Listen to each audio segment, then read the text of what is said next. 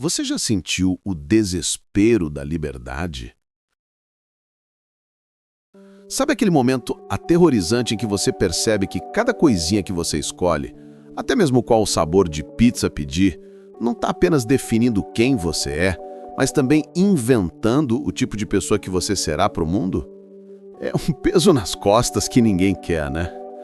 Pois bem, sejam bem-vindos à experiência central da filosofia que dominou o século XX, o existencialismo. E seus grandes precursores, que não vieram para te dar abraços, são Jean-Paul Sartre e Albert Camus. Eles nos confrontaram com uma verdade brutalmente honesta, mas também um baita balde de água fria na alma. Não há um mapa pronto. Não há um manual. Você não vem com garantia de fábrica, nem com um kit de boas-vindas. O existencialismo ateu parte de uma premissa devastadora que é o seu ponto de partida lógico. Se Deus tirou férias permanentes ou simplesmente não existe, então a vida não tem um propósito pré-estabelecido. E se a vida não tem um propósito, a existência precede a essência. Pense bem nisso. Você nasce, você existe, e só depois você tem que correr desesperadamente para inventar para que você serve. O ser humano nasce como uma folha em branco, um nada, um vasto potencial, assustador. E em seguida ele é condenado a ser livre. Isso mesmo, condenado. É tipo ganhar na Mega Sena da responsabilidade sem ter feito um curso de finanças e ainda ter que ser o CEO da sua própria vida. Você não se criou, mas agora é o único e total responsável por inventar o seu próprio sentido, o seu próprio propósito, a sua própria essência. O seu projeto de vida não é um hobby, é um trabalho sem prazo de entrega, onde você é o único funcionário, o único chefe e o único crítico implacável que nunca tira férias. O resultado dessa liberdade total, segundo Sartre, é a angústia. A angústia de saber que não há desculpas, a responsabilidade é colossal e o vazio inevitável. É o pânico de olhar para a sua vida e perceber: fui eu que fiz essa bagunça toda. Não posso culpar meus pais, a sociedade, o destino, nem o horóscopo. Mas o que a filosofia de Jesus tem a dizer sobre essa angústia que nos persegue?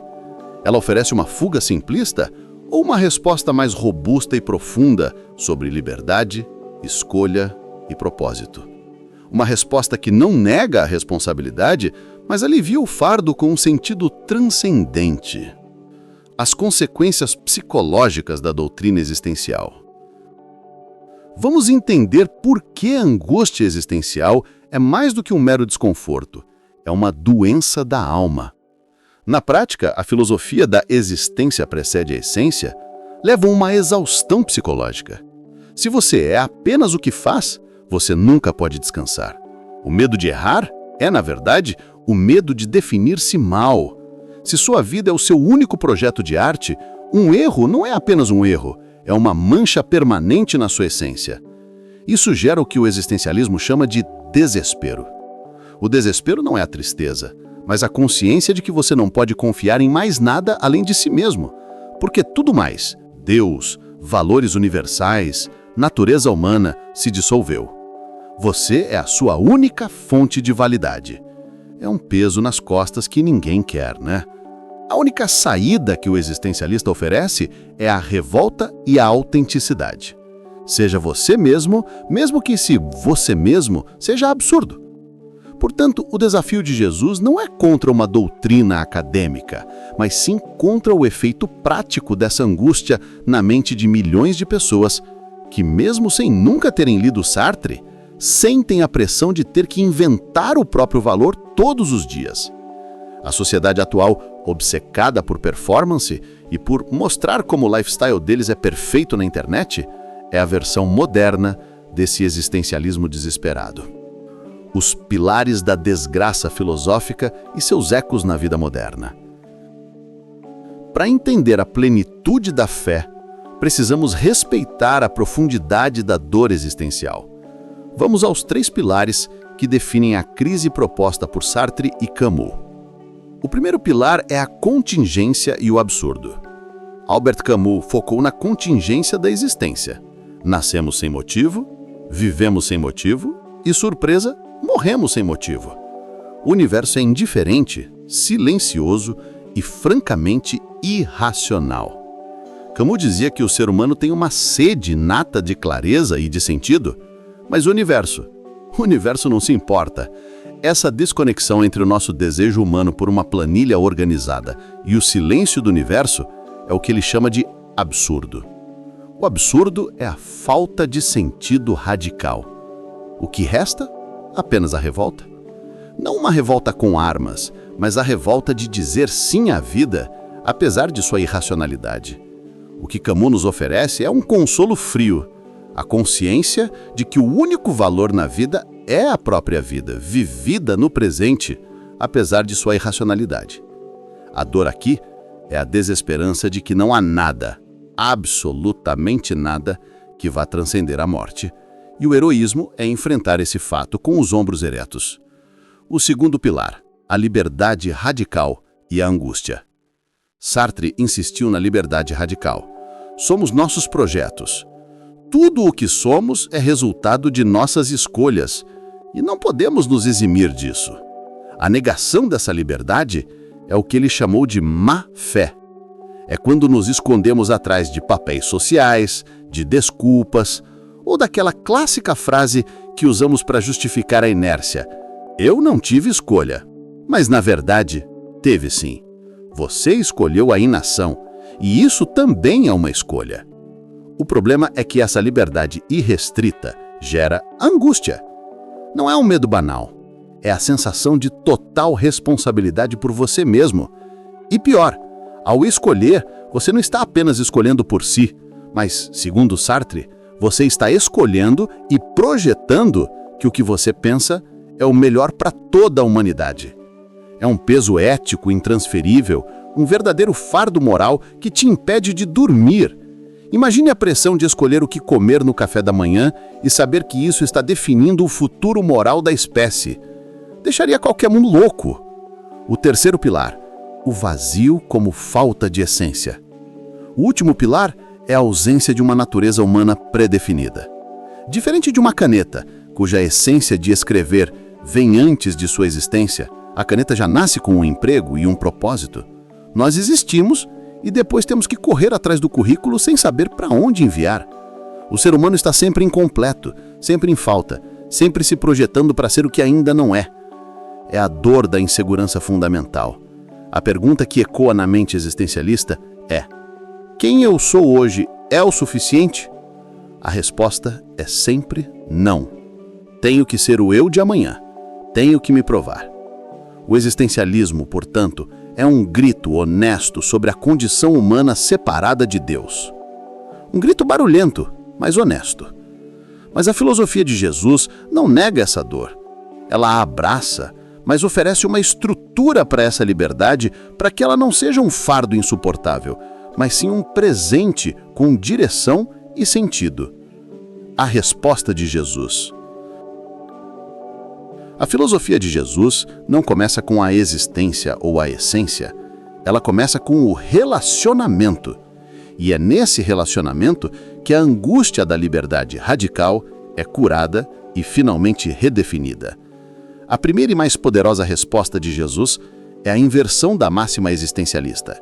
Na filosofia cristã, a essência precede a existência, mas não é uma essência fria e mecânica como a da caneta. Sua essência, sua natureza, é de ser uma criação intencional, um filho. Seu propósito não é algo que você precisa inventar a partir do nada, mas algo que você precisa descobrir e abraçar na revelação. Você não é uma tela em branco, você é uma obra de arte, já esboçada e minuciosamente amado pelo grande artista criador. Isso cura a insegurança fundamental. Seu valor não depende do seu desempenho ou do seu projeto, e nem do seu status no LinkedIn. Ele reside no fato de você ser um filho amado. A pressão de ter que se justificar e se inventar a cada momento é removida. Pode respirar. Você não precisa provar o seu direito de existir. A filosofia de Jesus reconhece a liberdade, mas a coloca em um contexto de propósito. A liberdade não é a ausência de amarras, é a capacidade de escolher o bem. A liberdade de Sartre é a de escolher fazer qualquer coisa, o que ironicamente te torna escravo de todos os seus impulsos e desejos egocêntricos. A liberdade cristã, como a entendemos na ética de Jesus, é a liberdade para amar. É a liberdade de dizer sim ao propósito de Deus e não à tirania do seu ego destrutivo. É uma liberdade mais disciplinada, mas também mais leve, porque tem um alvo nobre. Jesus diz: se o Filho vos libertar, verdadeiramente sereis livres. Essa liberdade é a cura da má-fé. Você não se esconde. Sua responsabilidade não é inventar o valor, mas sim viver o valor que já lhe foi dado. A diferença prática da liberdade em Cristo, onde o existencialismo exige revolta contra a falta de sentido, Jesus exige fé num sentido já dado. Essa não é uma fé cega, mas uma fé que se manifesta em ações concretas que aliviam o fardo existencial. Primeiro, o alívio da culpa e o fardo ético. A angústia existencial é o pânico de ser o último recurso, o único herói que pode carregar o peso ético do mundo e do sentido. É exaustivo e francamente arrogante. Jesus oferece o descanso. Ele convida: vinde a mim todos os que estáis cansados e oprimidos, e eu vos aliviarei. Mateus, capítulo 11, versículo 28. O alívio não é a negação da liberdade, mas a partilha da responsabilidade. E, mais importante, o perdão pelos erros inevitáveis que a má-fé e a escolha humana produzem. O peso sai dos seus ombros e é colocado na estrutura da fé e da graça. Segundo, a substituição do absurdo pelo logos. Contra a irracionalidade do absurdo de Camus, Jesus oferece o logos, ou seja, a razão divina. Se o universo é um grito sem eco para o existencialista, para o cristão, o universo é a palavra de Deus que se fez carne. Isso significa que a busca por sentido não é mais uma tarefa desesperada, mas uma peregrinação de descoberta. O mistério existe sim, mas não é vazio, é pleno. Você pode confiar na estrutura básica da realidade. Terceiro, a cura da insegurança. A fé é o ato de delegar a última responsabilidade ao Criador. Você continua sendo livre para escolher, mas, graças a Deus, não precisa carregar sozinho o fardo de inventar o universo. O sentido já está dado: o amor. Seu propósito, então, se torna uma simples e profunda repetição desse amor no mundo. O foco deixa de ser o pânico de quem eu serei e passa a ser o júbilo de quem eu sou para ele e como isso me capacita a servir. O existencialismo ateu de Sartre nos deu a liberdade sem consolo e muita dor de cabeça. Ele nos legou um mundo de indivíduos livres, mas profundamente solitários e ansiosos. A filosofia de Jesus nos dá a liberdade com propósito e um descanso para a alma. O existencialista grita no vazio: eu devo criar sentido. Ele tenta construir um castelo de areia na praia da vida. O cristão sussurra no coração: eu devo viver o amor. Ele edifica sobre a rocha. A angústia existencial é o preço que a alma paga por tentar ser Deus. A plenitude da fé é o presente que a alma recebe quando finalmente se rende à ideia de ser amada, valiosa e intencional. A fé não anula a dor da escolha ou a complexidade da vida, mas ela substitui o fardo insuportável da responsabilidade total pelo júbilo leve da colaboração intencional. Você é livre, sim, mas a sua liberdade, felizmente, tem um lar e um sentido pré-existente.